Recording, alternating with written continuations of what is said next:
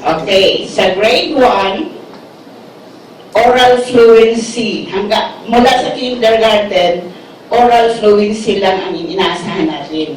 So, makikita na, mapapansin natin dito na dapat alam ng mga bata ang paggamit ng Assalamualaikum, Shukran. Ano ba talaga? Sukran o Shukran? Shukran. Yes. Marami pa rin sa inyo gumagamit Shukran. Nakikita ko sa kalsada Shukran. Pero kami, Shukran na kami. Katanggang sinuri. So, sa grade 1, ganun pa lang at saka yung sounds ng titik Arabic figures. Ganun lang. Oral fluency. At magsisimula na siyang magbasa ng 2 hanggang 3 pantig na salita.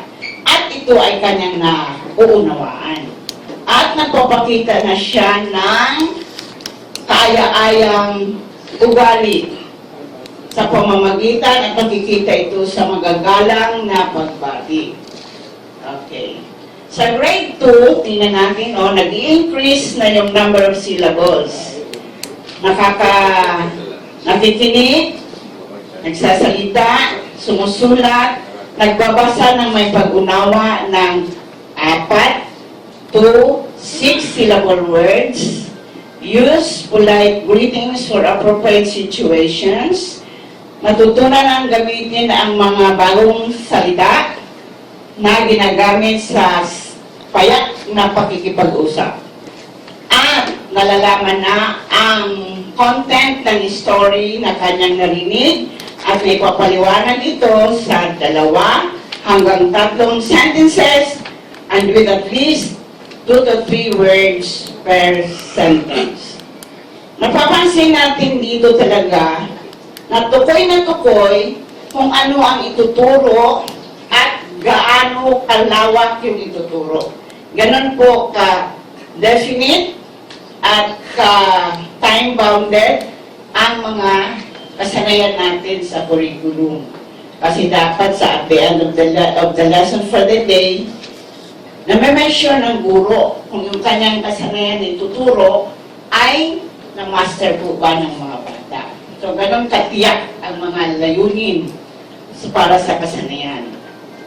Grade 3 and 4, tingnan natin, pareho pa rin yung macro skills. Listening, speaking, reading, and writing with comprehension. Ibig sabihin, nauunawaan. Hindi lang siya nagpapalot, hindi lang siya nagme-memorize nang hindi niya nauunawaan. So, pero yung kanyang nababasa ay humahaba na. 3 to 4 word sentences. Nabibigay na yung kahulugan ng mga bagong salita na natutunan. Ngayon, hindi lang sa pamagitan ng concrete objects, kundi kung paano ginamit ang salita. Context clues. Use learned vocabularies and simple sentences. So, alam na niya magbigay ng pangungusap. At marunong na siya mag-spell. At alam na niya kung kailan ginagamit ang S or R kung sa English, pero doon sa Arabic, equivalent yun. Dapat alam na niya paano gamitin yun. Yun ang sinasabi nating grammar rules correctly and properly. Sa grade 4, pareho pa rin ang macro skills, nag-i-increase doon sa reading with comprehension of at least 3 to 4 word sentences. Communicate using 3 to 4 word sentences. Ngayon, alam na niyang gumawa ng pangungusap. Mula sa kwento na kanyang narinig, na yung kwento na yun ay 2 to 3 paragraphs. And apply grammar rules again, properly and orderly. So, mapapansin natin, tiyak na tiyak, humahaba lang siya from simple to complex na kasanayan. Sa grade 5, andun pa rin yung 4 macro skills. Kailangan demonstrate effective communication skills with comprehension. Use simple sentences. Identify main ideas.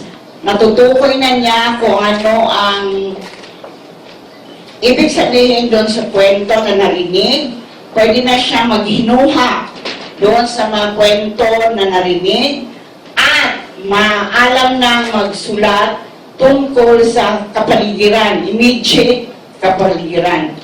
And again, apply rules on grammar properly.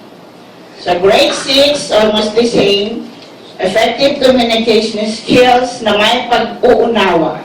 Rebel, pwede na siyang magkwento ulit doon sa napakinggan na kwento, maghinuha kung ano ang kahihinatnan, posibleng kahihinatnan ng katapusan ng kwento na narinig o nabasa.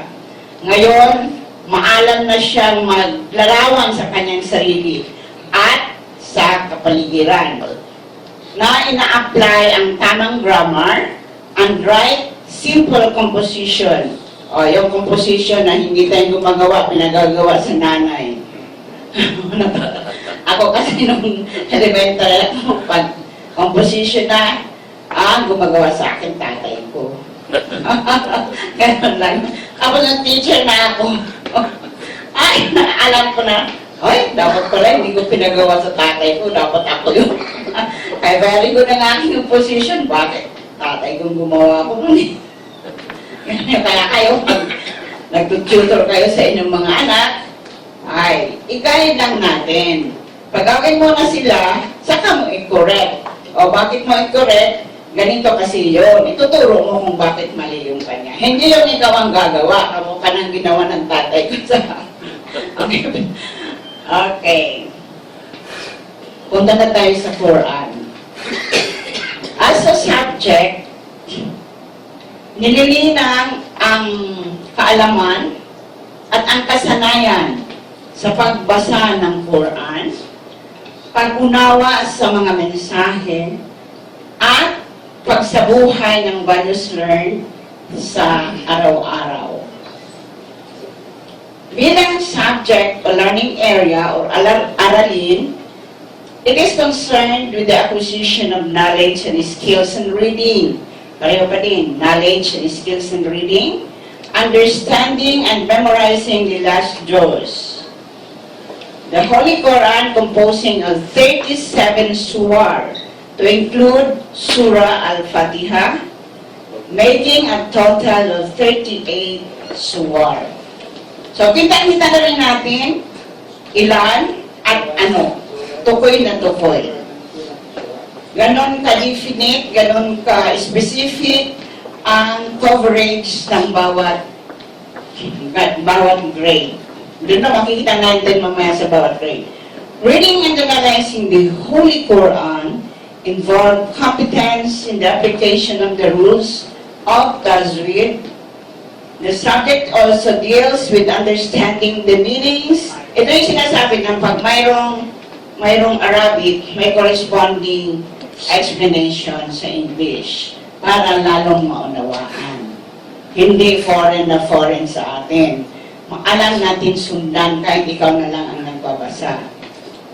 The subject also deals with understanding the meanings of the teachings in the Holy Quran, appreciating and practicing them, and transmitting values and lessons learned by applying them to real life situations. Yon ang importante. Yung narinig, yung nabasa, alam, i-apply, isinasabuhay, sinasagawa ng bata sa araw-araw na pakikiano sa buhay. Dito makikita natin sa grade 1 kung ano ang dapat matutunan niya. Maunawaan ang konsepto ng istiada, ang basmala. Pasensya na kayo sa pronunciation ko. Listen to the way the Holy Quran is read, memorize and recite Surah Al-Fatiha, and the 7 surah of the last juz of the Holy Quran, beginning from Surah An-Nas to Surah Al-Kawthar, following the rules of Mad Tabi'eh, tama? and give the importance of Surah Al-Fatiha. Specific talaga. Ganun po ang nature ng bawat competency na inaasahan sa bawat grade. So, ganun po. Sa grade 2, andyan din kung ilang suwar, kung ano-ano ito. Ang importante, internalize the values derived from the suwar learned. Internalize, isa sa loob, isa sa puso, isa sa gawa. Yun ang internalization. Hindi lang alam niya sa theory, pero alam lang niya yung konsepto, pero hindi niya alam i-apply sa pang-araw-araw niyang pakikisalamuha sa kapwa. Yun dapat ang i-develop natin sa mga bata. Hello po, ating mga may-ari ng school! Hello! Yes! Mag-ikot kayo sa inyong taguruan kung ito ba ay nakikita ninyo. Ay, kaya pala, hindi pa. Kasi hindi nyo pa ginagamit yung aming curriculum. Sana ma-appreciate ninyo yung content ng curriculum at subukan natin gamitin. At ano ang kabuluhan kung ito ay gamitin natin later. Grade 3, expected to memorize 7 suwar from Surah Al-Zalzala. Zalzala. To Surah Ad-Duha. Develop sense of understanding thereof. Andun lagi yung pag-unawa. Kung ano yun. Hindi yung, kasi kayo yata, basta pinapamemorize kayo. Wala, memorize lang. Kahit nagpaparot, siguro naman hindi rin ninyo naintindihan. Memorize lang kayo ng memorize kasi nire-require doon sa traditional madrasa. Yes. Pero dito sa ating curriculum, nagme-memorize ka na, naiintindihan pa. So, yun ang kabutihan dyan. Grade 4, inalang suwar. Another additional 7 suwar. Ganun lang siya. Habang tumataas yung grado, dumadami. Dinadagdagan na sa isip naman, kayang-kaya gawin ng bata. Ganyan po. Okay? Give the meaning of the... Ang importante lang, nauunawaan. Tapos, practice the lessons derived from the suwar learned sa pang-araw-araw nilang pakikisalamuha, sa araw-araw nilang gawain. Grade 5, ayan, ilang suwar? 4, saan galing? Okay, tapos apply the rules of mim and nun as sakina. Sakina. Define the contextual meaning of the word Quran. Define the contextual meaning. So ngayon, alam na niya kung ano ba ang Quran. Give the meaning of the selected verses. Memorize. So alam na niya yung paliwanag. Marunong na siya ngayon makipag-debate kung ano yung laman ng verses na kanya nasa ulo. Give the main idea and importance kung bakit mahalaga ang suwar na nabasa, and practice the lessons derived from the suwar learned in their daily activities. Dito dapat sensitive or observant yung teacher. Kung lahat ba ng suwar na kanyang pinapasaulo, nakikita ba yun na isinasabuhay ng bata? Kagandaan mo, pag ganyan siguro, masaya kayong lahat. Walang naliligaw. Kaya lang, ang sabi naman kasi ng iba, hindi naman lahat ng kapatid ninyo ay Islam. So siguro dapat mission nyo niyan na yung nakikita niyong kapatid ninyo na wala, hindi expose sa Islam, unti-unti na hikayatin na magpaloob sa Islamic Studies. Grade 6, iba naman ang pagkukunan, di ba, ng 4 na